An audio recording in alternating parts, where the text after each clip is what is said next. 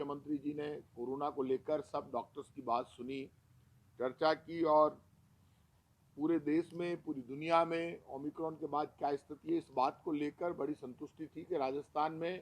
पहले भी हमारे रिजल्ट बहुत अच्छे रहे और इस बार भी रिजल्ट हमारे बहुत अच्छे रहे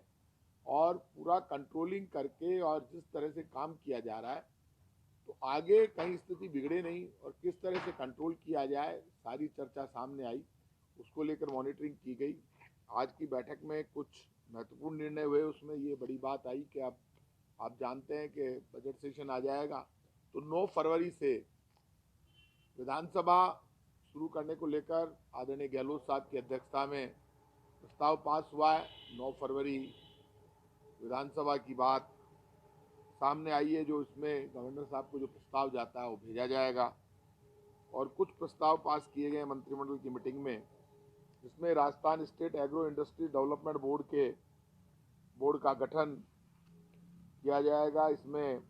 मेंबर्स होंगे, मुख्यमंत्री जी की अध्यक्षता में जो मीटिंग हुई उसमें ये तय किया गया 7 मेंबर्स बनाए जाए और ये एग्रो इंडस्ट्रीज के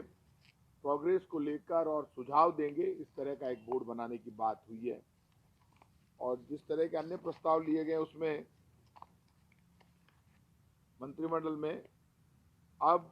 कनिष्ठ भू भौतिकविद के पद पर 75% सीधी भर्ती और 25% पदोन्नति के स्थान पर 50% सीधी भर्ती, 50% विभागीय पदोन्नति से बढ़ने तथा अनुभव 2 वर्ष के स्थान पर 5 वर्ष करने हेतु राजस्थान भू जल सेवा नियम 1970 संशोधन किया गया है। राजस्थान पुरातत्व संग्रहालय सेवा नियम 1960 में संशोधन करने के बाबत पुरातत्व संग्रहालय के अंतर्गत संग्रहाध्यक्ष पद की शैक्षणिक योग्यता में संशोधन परिवर्तन किया गया है, जिसमें कुछ छूट दी गई है और अलग अलग अधिकार दिए गए हैं।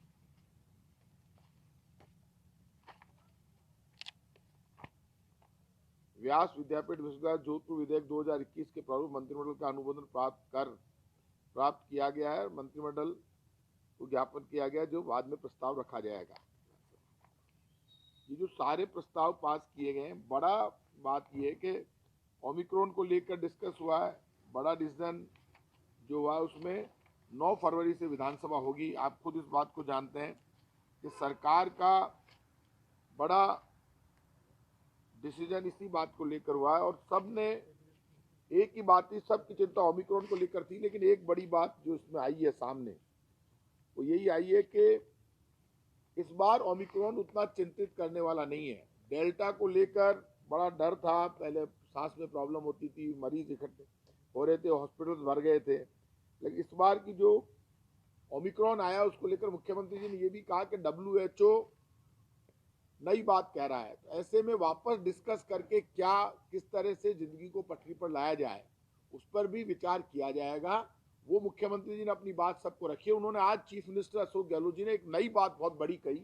और वो बात बड़ी इंप्रेस करने वाली थी। उन्होंने सब डॉक्टर्स से कहा है कि डेल्टा के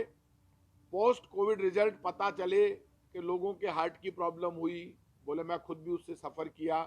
ओमिक्रॉन के पोस्ट कोविड रिजल्ट क्या है उस पर आप स्टडी करके पूरी दुनिया की सामने प्रस्ताव रखो। ये बहुत बड़ी बात उन्होंने कही कि ओमिक्रॉन तो हो रहा है, बहुत ज्यादा डेथ रेशियो ओमिक्रॉन में नहीं है, लेकिन चीफ मिनिस्टर ने कहा कि ओमिक्रॉन के बाद होने के बाद जब आदमी ठीक हो जाता है उसके बाद पोस्ट कोविड क्या सफर करना पड़ रहा है, क्या बीमारी आ रही, वो बात सामने आए तो हम लोगों को रिलीज करके बता सके कि ये पोस्ट कोविड ओमिक्रॉन के बाद इस तरह की बीमारियां आ रही है। इस वक्त लड़ाई कोरोना को लेकर चल रही है। 9 फरवरी से विधानसभा है। मैं इतना कह सकता हूं कि पिछली बार हमारा बजट जबरदस्त था, शानदार था, जिसकी पूरे देश में तारीफ हुई और इस बार भी आप मानकर चलिए, मुझे पक्की उम्मीद है कि जादू वाला बजट हो, जादूगर का बजट हो, इस तरह की उम्मीद पूरा राजस्थान कर रहा है, वो आप देखने को आपको मिलेगा।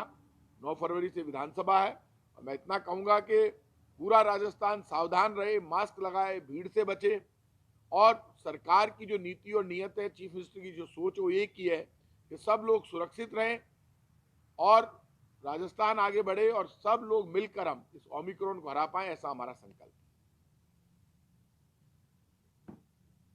कोई बात तो बता दो।